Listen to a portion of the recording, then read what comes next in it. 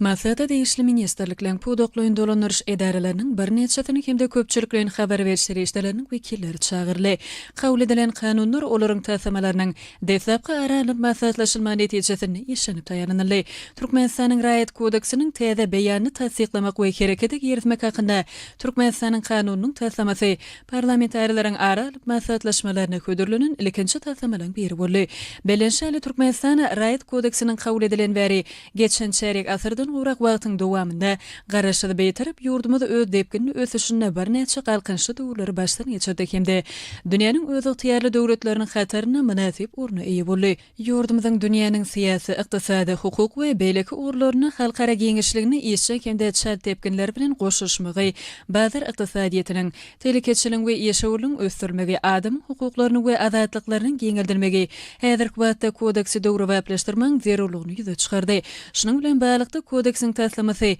Türkmenistanyň hormatly prezidenti Arkadaly Gahrman Serdarmyň Türkmenistanyň meclisiniň 7-nji çağırışynyň 1-nji maksadyny eden çuň manyly maksatnamalaryň çykyşynda ýurdumyzyň raýat hukuk gatnaşyklaryny düzgünleşdirýän kanunçylyk benýadyny kämilleşdirmek hemde oňa halkara hususy hukugyny değişli kadalary hem girizmek barada öňde goýan wezipelerini ugranyp ministerliklerin we pudoqluň dolanyrş edareleriniň hünärmenleriniň gatnaşmagyna Germaniýaly bilermenler bilen hyzmatdaşlykda ýeşenip taýýarlanly. Çykyş edenler Türkmen halkynyň milli lideri Türkmenistanyň halk maksadynyň başlygy Gahrman Arkadamyň hemde hormatly prezidentimiz Arkadaly Gahrman Serdarmyň durmuşa geçirýän insanperwer siýasatyna laýyklykda amala aşylýan haýır sahawat ýeşiniň kämil hukuk benýadyny emele getirmek maksady bilen Raýat kodeksini haýır sahawat ýeşi bilen baglanyşykly gatnaşyklary kadalaşdyrýan babyň şonuň ýalam daşary ýurt raýatlarynyň ýa-da daşary ýurt ýuridik şahslarynyň gatnaşmagyna ýa-da beýleki daşary ýurt elementleri raýat hukuk gatnaşyklary babatda ulunulýan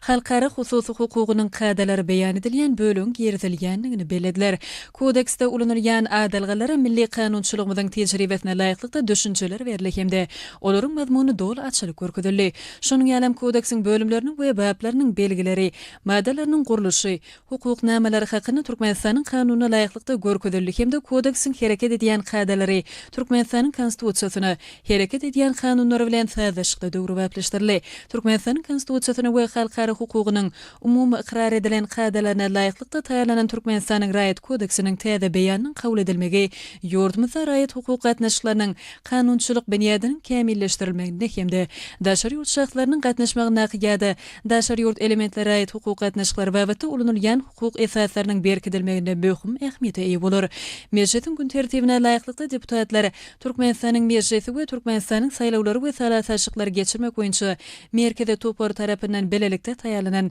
saýlawçylaryň betegi döwlet sanawy hakyny Türkmenistanyň kanunynyň täsirlemesine seretdiler. Maglumatlary saklamak, gaýtadan işlemek we onuň peýdalanmagy üçin niýetlenilen Türkmenistanyň saýlaw hukukly raýatlarynyň döwlet hasabyny öpçün etmek üçin döredilen merkezleşdirilen sanda maglumat ulgamyny döretmek hemde bu hasabyň dogry we dürüst ýürüdilmegini, raýatlaryň saýlaw hukugynyň berja edilmegini, döwlet sanawynyň maglumatlarynyň ygtybarlygyny we goruglylygyny öpçün etmek kanun täsirlemesiniň esasy maksatlary bolup durýar. Bu kanunyň kabul edilmegi Türkmenistanyň 2019-2025-nji ýyllarda sany ykdysadyety ösürmek konsepsiýasyna hemde Türkmenistanyň sany ykdysadyety ösürmek 2020-2025-nji ýyllar üçin döwlet maksatnamasyna laýyklykda saýlaw ýeşlerine sany ulgamy döwrewat derejede ornaşdyrmak boýunça anyp berilýän ýeşleriň netijeligini artdyrýar. Şeýle hem deputatlar Türkmenistanyň içeri ýeşler edaralary hakyny Türkmenistanyň kanunyny goşmaça girizmek hakyny, Türkmenistanyň gümrük kodeksini goşmaçalar girizmek hakyny,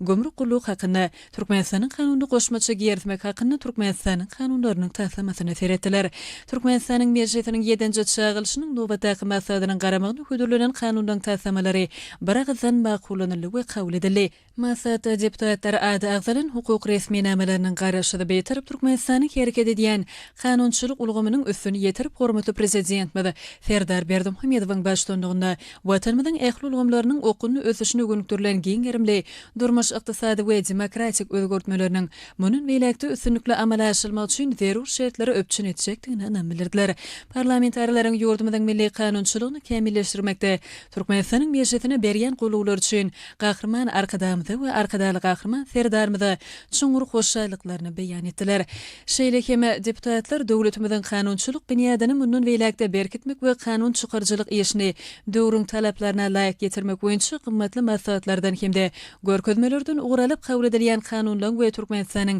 hemýetçilik betaraplygynyň şan 30 ýyllygynyň halkara parahatçylyk we anaşmak ýylynyň ähmiýetini wagt etmekde ähli tagalalarny gaýgyrmajykdyklaryny ananyrdylar.